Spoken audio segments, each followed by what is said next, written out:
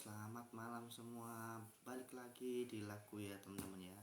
Kali ini aku bakal melanjutin cerita tragedi pendakian Gunung Slamet tahun 1985. Di part sebelumnya kan gue udah nyeritain kan, mulai dari awal pendakian, kronologi, kejadian-kejadian ketika tersesat, dan juga pada akhirnya di part 1 kemarin terakhir gue ceritain bahwasanya Bang Alek ini sudah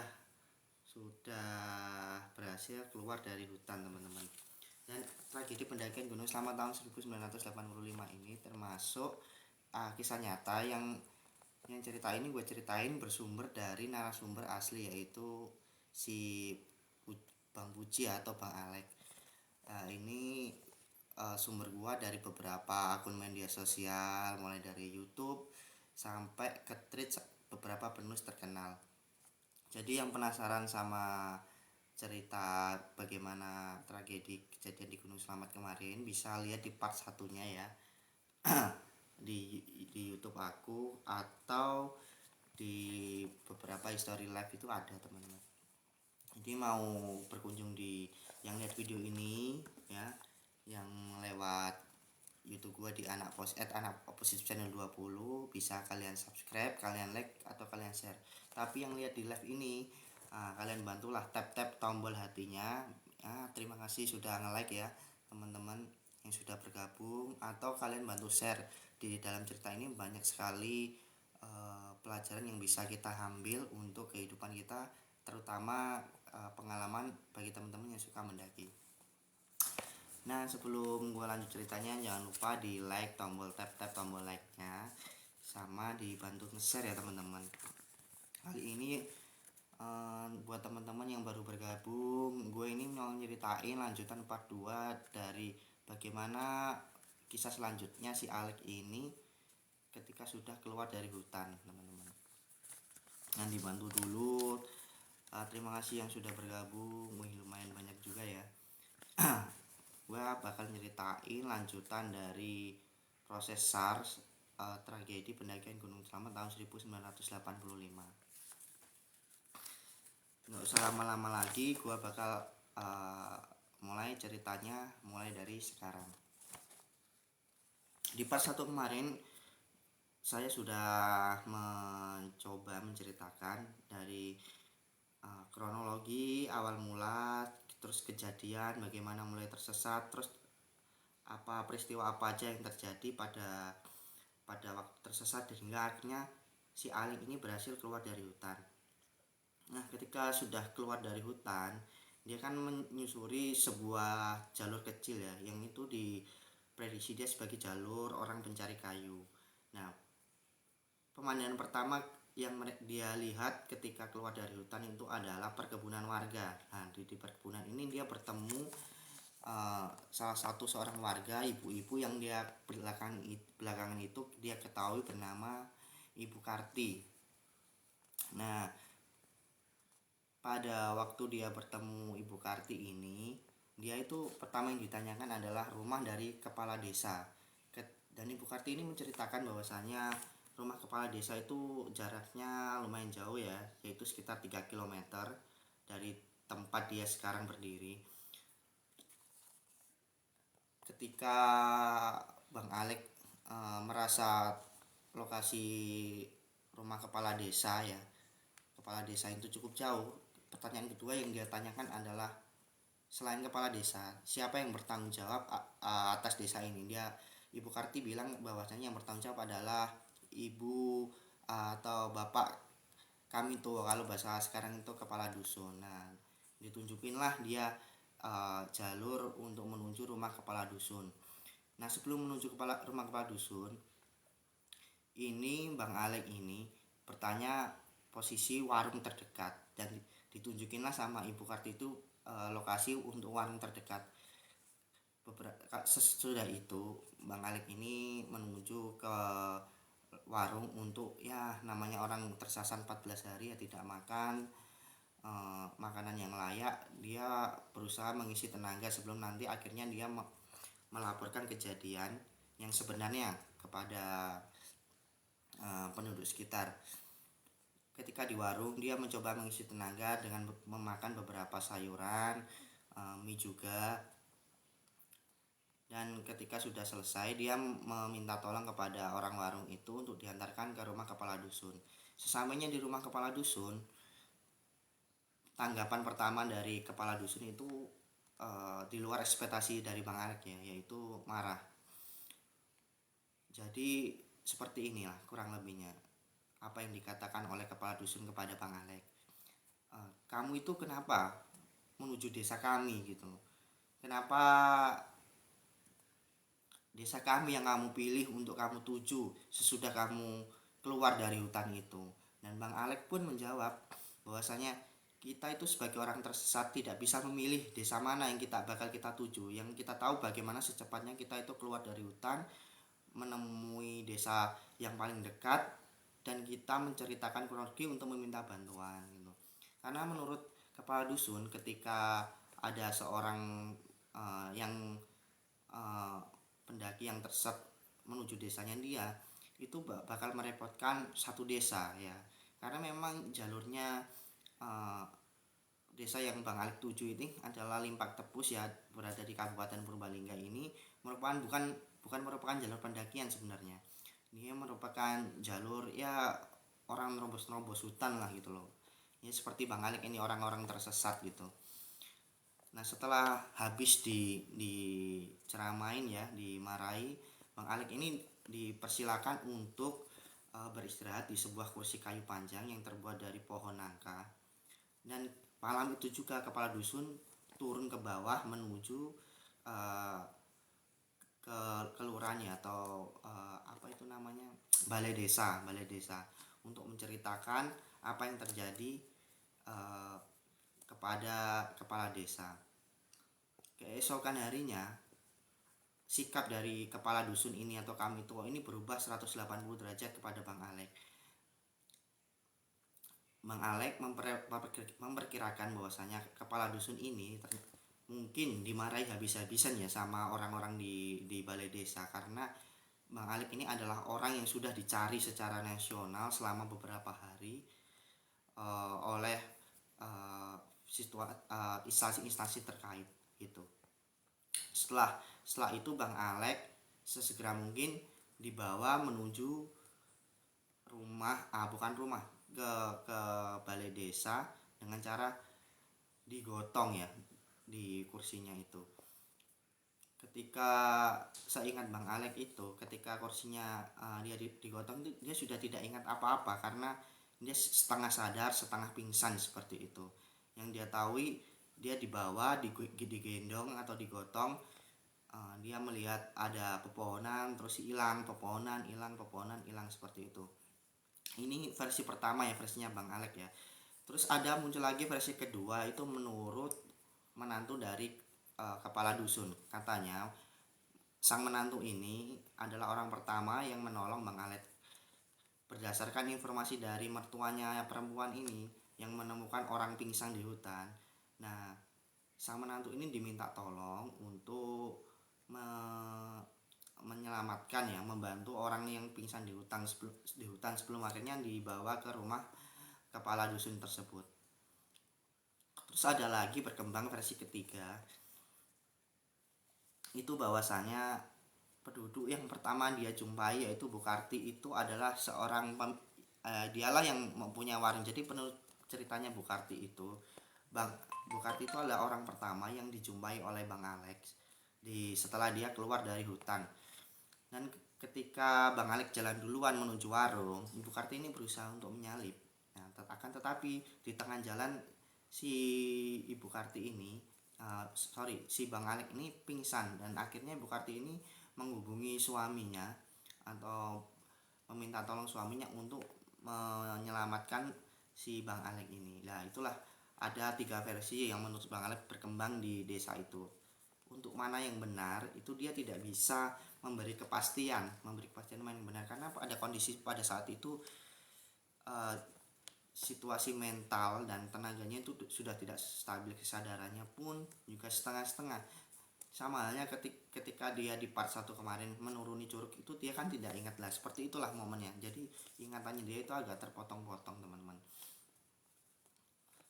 Nah setelah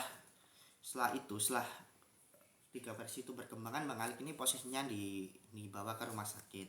Nah ketika dibawa di rumah sakit itu dilakukan perawatan karena kakinya bengkak. Jadi untuk melepaskan sepatunya saja itu harus sepatunya yang itu harus digunting teman-teman, digunting agar bisa dilakukan perawatan pada kakinya. Selain melakukan perawatan, dilakukan juga uji kesehatan feses ya teman, untuk memastikan apakah dia ini selama 14 hari bertahan di hutan ini memang benar makan makanan yang berasal dari tumbuh-tumbuhan dan seadanya lah gitu loh, bukan berasal dari proses kanibalisme. Dan ternyata benar, berdasarkan hasil tes feses itu ternyata memang bersih untuk Bang Alik ini, jadi tidak ada proses kanibalisme yang ditemukan begitu.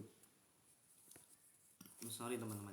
Nah setelah itu ya dilakukan perawatan beberapa hari di rumah sakit hingga akhirnya kondisinya membaik. Bang Alex ini dimintai keterangan dan setelah membaik dibawa ke pos-pos pencarian SAR ya teman-teman. Jadi proses SAR sendiri itu ada dua alur menurut Bang Alex. Jadi alur pertama itu dilakukan oleh mahasiswa UPL Unsut ya. Jadi ketika beberapa waktu ditungguin kok tidak ada ini tiga pendaki yang ada Bang Alek, almarhum Bang Iqbal sama Bang Gaga ini kok nggak ada kembali. Nah, maka mereka melakukan inisiatif untuk melakukan SAR, melakukan pencarian.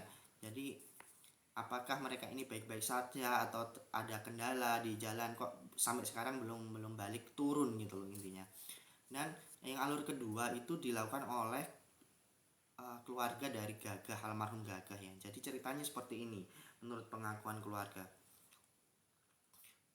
Pada waktu sebelum melakukan pendakian ini kan ada namanya proses penataan ulang, kayak packing bahan makanan dan lain-lain. Nah si Gaga ini disarankan oleh Alex ini bahwasanya jangan, sekiranya ada barang yang tidak tidak urgent, tidak begitu penting untuk dipakai pendakian, ditinggal saja gitu. Dan barang-barang itu ternyata ditinggal di salah satu rumah teman si Bang Gagah atau Bang Alek ini. Ditungguin beberapa hari, kok barang-barang yang ditinggalkan ini tidak bisa diambil, kok tidak diambil. Nah, maka teman-teman si A ini ya melakukan inisiatif untuk datang ke rumah almarhum Bang Gagah untuk mencari Bang Gagah. Dan betapa kagetnya dia, ternyata Bang Gagah dan teman-teman ini ternyata belum pulang gitu loh. Dan dia menjelaskan kepada keluarganya bahwasanya kalau mendaki Gunung Selamat itu seharusnya itu waktu 2-3 hari itu sudah pulang gitu. Dan singkat cerita, beberapa hari kemudian salah satu keluarga dari almarhum Bang Gagah ini melihat dua orang yang setelannya itu seperti pendaki itu di pinggir jalan, seperti ingin memberhentikan kendaraan gitu loh. Tapi ditunggu lama kok dia tidak ada tanda-tanda untuk memberhentikan kendaraan. Nah, dia keluarga Bang Alik ini salah satunya berinisiatif nyamperin itu datang untuk bertanya gitu loh. Datang bertanya kepada dua orang yang misterius ini. Ditanyalah, "Bang mau kemana?" gitu istilahnya. "Bang mau kemana?" gitu. Nah, dia cerita bahwasannya dua pendaki ini adalah orang yang baru turun dari Gunung Selamat. Nah si almarhum keluarga Bang Gagang ini juga cerita bahwasannya ada keluarga kami nih yang mendaki Gunung Selamat tapi belum pulang juga gitu. Nah anehnya dua pendaki ini menceritakan semua hal yang terjadi persis apa yang dilakukan oleh Bang Algi dan teman-temannya, mulai dari proses menyalakan parafin, proses makan, proses kedinginan, itu diceritakan semuanya gitu loh. Dan pada akhirnya dua pendaki misterius ini memberikan kartu nama dan memberikan pesan bahwasanya ketika nanti di hari X si tiga orang ini, Bang Alek, Bang Gaga dan Bang Iqbal ini belum turun, maka disuruh menghubungi nomor yang ada tertera di dalam kartu nama itu. Dan dikonfirmasi yang disebutkan untuk hari X itu adalah hari dimana Bang Alek keluar dari hutan. dan itu sudah dikonfirmasi oleh Bang Alex sendiri. Sebelum hari X tiba, nah namanya keluarga ini kan keluarga Bang Alex juga panik kan, kok lama bener ini belum turun kan gitu. Akhirnya keluarga itu berinisiatif untuk menelpon nomor yang ada di kartu nama tetapi nomornya itu tidak aktif teman-teman. Dan inisiatif kedua yang dilakukan adalah berusaha menghubungi nomor pihak kampus yang ada di dalam kartu nama tersebut. Betapa kagetnya keluarga Bang Gagah bahwasanya 2 orang yang ditanyakan itu adalah pendaki yang hilang di Gunung Slamet 10 tahun yang lalu. Nah, karena sudah panik, sudah tidak tahu harus bagaimana lagi, keluarga Bang Gagah ini melaporkan kepada pihak kepolisian dan akhirnya diteruskan menjadi proses pencarian nasional untuk mencari 3 pendaki yang hilang di Gunung Slamet tersebut. Nah, dalam proses pencarian ini ada beberapa hal yang ganjil teman-teman. Ketika Bang Alex sudah memberitahu bahwasanya ciri-ciri tempat meninggalkan jasad Bang Iqbal ini di gunung itu, ketika sudah ditemukan oleh tim SAR lokasinya, anehnya tidak ditemukan jasad almarhum Bang Iqbal. Yang ditemukan hanyalah barang-barang yang ditinggalkan Bang Alex pertama. Yang kedua adalah seluruh pakaian yang terakhir dipakai oleh almarhum, termasuk celana dalamnya, dan jasadnya itu tidak diketahui teman-teman. Beberapa hari dilakukan pencarian, tim SAR ada sekitar 11 orang pada waktu itu yang dilakukan oleh beberapa pihak militer juga kan, karena itu sudah menjadi pencarian nasional. Beberapa 11 orang yang pada waktu itu melakukan pencarian itu melihat ada sosok hitam besar ya teman-teman. Itu seperti menggendong sebuah bukan jasad orang gitu, orang yang tanpa busana. Dan dikonfirmasi ciri-cirinya itu menurut Bang Khalid itu sama persis dengan Bang Iqbal. Waktu terakhir dia tinggalkan. Dan karena memang proses pencarian sudah berhari-hari, sudah memakan banyak biaya, mau tidak mau tim SAR ini harus berusaha untuk merebut jasad tersebut dari makhluk hitam besar. Karena anehnya makhluk hitam besar itu nggak jalan teman-teman, jadi kayak melayang menembus pepohonan gitu. Dan diputuskan untuk menembak, pada waktu itu tim rescue itu memutuskan untuk menembak makhluk itu, tapi ternyata anehnya tembakannya itu tidak kena alias tembus gitu loh. Setelah ada proses menembak itu, bukan menembak tapi proses penembakan itu, nah makhluk hitam besar itu dengan membawa jasadnya Bang Iqbal terbang ke atas sebuah pohon besar dan lalu menghilang teman-teman. Dan karena keganjilan ini pada waktu itu disebut oleh proses tidak masuk akal ya teman. Proses pencarian SAR itu dihentikan, lalu Bang Alex diminta untuk merahasiakan hingga 20 tahun dia baru berani cerita. Dan pada waktu itu karena Bang Alex tidak boleh diwawancarai ya teman-teman, jadi berkembang berita-berita yang simpang siur, seperti contohnya 3 pendaki itu ditemukan selamat, atau 1 ditemukan selamat, 2 jasadnya ditemukan, seperti itu. Jadi beritanya itu simpang siur teman-teman. Untuk pencarian Bang Gagah sendiri itu sudah dilakukan oleh pihak keluarga teman-teman. Jadi setelah pencarian resminya ditutup, itu pihak keluarga menyewa beberapa orang rescue dari Jakarta. Tapi pada akhirnya juga hasilnya nihil. Yang ditemukan hanya tas ransel merah yang dipakai terakhir oleh almarhum.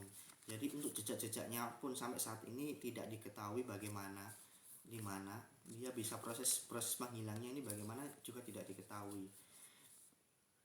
Nah, dari sini setelah 20 tahun ya, Bang Alex ini baru berani cerita di media sosialnya, di Facebook ya pada waktu itu. Dan beberapa tahun ini mulai diceritakan di beberapa media sosial lain, termasuk ada yang ditulis melalui tweet. Dan ini saya kumpulkan dan akhirnya saya bisa cerita seperti ini karena dari beberapa sumber tersebut gitu. Beberapa pelajaran yang menurut gua bisa kita ambil ya untuk pelajaran hidup kita ya, dari proses pendakian, terutama untuk beberapa orang yang suka mendaki. Menurut gua itu yang pertama ya, karena dulu proses pendakian itu kan masih sulit, proses perizinan juga sulit. Dengan sekarang yang sudah mudah, jangan sampailah kita jadi pendaki ilegal ya. Terutama buat teman-teman yang walaupun kalian sudah punya pengalaman berbagai gunung ya, ambil amannya aja, jalur yang aman, lapor gitu, biar jadi kalau terjadi apapun itu bisa cepat ditangani. Terus yang kedua, siapkanlah bekal atau apapun kemungkinan terburuk, termasuk seperti tali, logistik gitu, proses scoop, proses obat-obatan, mental, fisik terutama ya, seperti itu, peta. Nah, itu untuk berjaga-jaga ketika nanti ya, namanya orang kita di gunung itu tidak tahu ya, di proses di alam itu tidak tahu, siapa tahu pada tiba-tiba tersesat. Jadi kalau kita sudah punya persiapan yang matang, walaupun tidak menjamin kita untuk selamat dan keluar, itu paling tidak kita masih bisa ada usaha atau peluang lebih besar lah, karena kita udah punya orientasi gitu. Terus kalaupun kita ingin membuka akses jalur di luar jalur yang legal, ya izin lah, misalnya izin kepala desa, terus izin dinas-dinas perhutani terkait lah, pokoknya ini seperti itu. Jadi lebih aman ketika terjadi sesuatu kan, jadi ada estimasi, ketika estimasi itu sudah lewat kan ada nanti proses yang cepat dari SAR gitu kan, jadi bisa kemungkinan-kemungkinan yang paling terburuk itu kan bisa diminimalisir begitu. Jadi banyak pelajaran lain ya yang bisa kita ambil. Jadi buat teman-teman mungkin yang punya pelajaran apa yang bisa kita ambil dari situ, bisa komen-komen di bawah di akun YouTube gua. Di video ini juga bisa komen pelajaran apa yang menurut versi teman-teman bisa diambil dari ceritanya Bang Alek dan teman-teman ini. Ya, kita tidak perlulah mendiskreditkan pelaku-pelaku yang ada di dalam situ, karena apa ya, namanya tragedi, kita tidak tahu pada waktu itu, zaman itu yang serba sesulit itu, kita tidak tahu ya kondisinya seperti apa. Yang jelas apa yang sudah dilakukan oleh Bang Alek dan teman-teman itu sudah maksimal berdasarkan pengetahuan yang mereka tahu gitu. Nah, terima kasih buat teman-teman, terutama yang sudah stay dari awal cerita sampai sekarang. Terima kasih banyak sudah support gua, sudah nge-like, sudah bantu nge-share. Terima kasih buat kalian. Semoga kita selalu sehat dan dilindungi dari segala macam wabah yang terjadi pada saat ini ya. Nah, sampai jumpa, ketemu lagi di video gua selanjutnya. Gua bakal bikin video spesial ya di bulan Februari, yaitu masih tentang Gunung Slamet, yaitu tentang pendakian salah satu rombongan mahasiswa UGM ya, yang pada waktu itu viral memakan 5 korban jiwa. Nah, bakal gue ceritain di pas awal seperti tanggal mereka mendaki, bakal gue ceritain. Jangan lupa kalian support channel gue, kalian di TikTok gue juga kalian support, kalian like, kalian follow, karena di situ masih banyak quote-quote buat kehidupan, yang buat menyemangati diri, buat nasihat, buat ya koreksi diri, itu masih banyak. Terima kasih banyak sudah stay sampai saat ini. Sampai ketemu lagi. Assalamualaikum warahmatullahi wabarakatuh. Selamat malam.